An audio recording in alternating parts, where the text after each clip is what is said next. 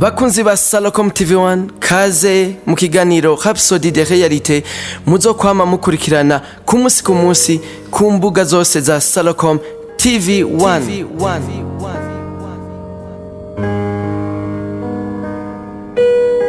Shalom shalom. Turi ku munsi wa gatatu igenekerezo rya kane ukwezi kw'icenda umwaka wa 2024.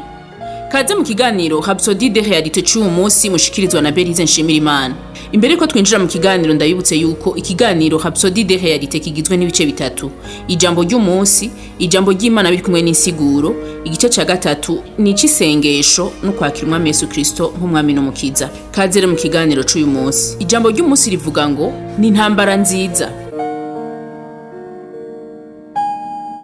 Ijambo ry'Imana twisunga riri muri Timoteyo wa mbere kigabane ca gatandatu ku murongo wa 12.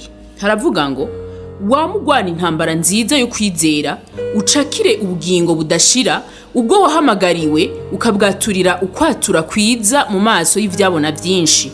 Mubimenya canke mutabimenya nk'abakristo muragwana intambara. Bamwe ntibashaka kumva ivyo kuko batiteguriye neza kugwana. Bizeye ko ibintu bizokemuka mu buryo ubucanke buriya.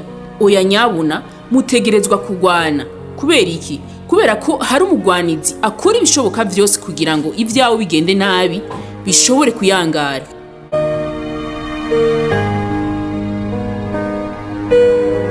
Tahura yuko isi igwanya kwizera kwawe, igwanya ubwami bw'Imana. Yesu aravuga ati, ariko mukomere naranesheje isi. Tubibona muri Yohana ikigabane ca 16 ku murongo wa 33. Ntitugerageza kunesha isi, ahubwo twaramaze kuyinesha bice muri Yesu Kristo, kandi tubifata nk'ibidahinduka kubwo kwizera kwacu. Bibiliya ivuga ko ukwizera kwacu ari intsinzi nesha isi. Muri Yohana wa mbere ikigabane ca 5 ku murongo wa 4. Kuko icyabyawe n'Imana cose kinesha isi, iyi niyo ntsinzi yacu yatsinze isi n'ukwizera kwacu. Ubu muca mutahura impamvu dusabwa kugwana intambara nziza yo kwizera. Ukwizera ni intsinzi. Nuko rero mubonesha amaso y'imwemu imisi yose. Mubone iherezo mwahereye ku ntango, mugume kwijambo ry'Imana muzi neza yuko icoba cose intsinzi yanyu ntinyiganyizwa. Nico rero twita intambara nziza yo kwizera kuko mwamana intsinzi. Ngibi ibintu bitatu bikomeye womenya ku ntambara nziza yo kwizera. Reka kurabira ibintu mu nzira kurabibonamwo, ahubwo hagarara ku ijambo ry'Imana. Icya kabiri, bandanya gukuza impwemu yawe biciye mu ijambo ry'Imana, hama urireke rikubera inkomezi. Ivyo tubibona muri Yakobo ikigabane ca mbere ku murongo wa 25. Hanyuma fata kanya ko kwiyumvira ku ijambo kugira ngo muhe akaryo kico iryo jambo rije gukora mu buzima bwawe. Muri Yosuwa 1 ku murongo w'8. Haleluya. Turashitse mu mwanya w'isengesho.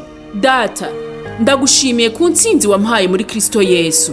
Nsinyiganyizwa mu kuganza wampaye, nzi neza ko atakigwanisho na kimwe cakorewe kungwanya kizogira ico kimara. Urakoze ku buzima bw'Imana buri muri jewe, kandi bugira ico bumaze mu bigize ubuzima bwanje bwose. Fisi intsinzi mu bihe vyose mu izina rya Yesu. Amen.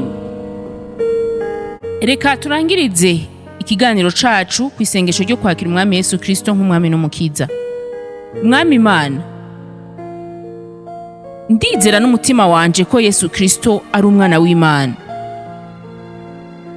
Ndemera ko yapfuye ku bwanje kandi ko Imana yamuzuye mu bapfuye. Ndemera ko ari muzima. Ndatuje akanwa kanje ko Yesu Kristo ari umwami n'umukiza w'ubuzima bwanje kuva uyu munsi.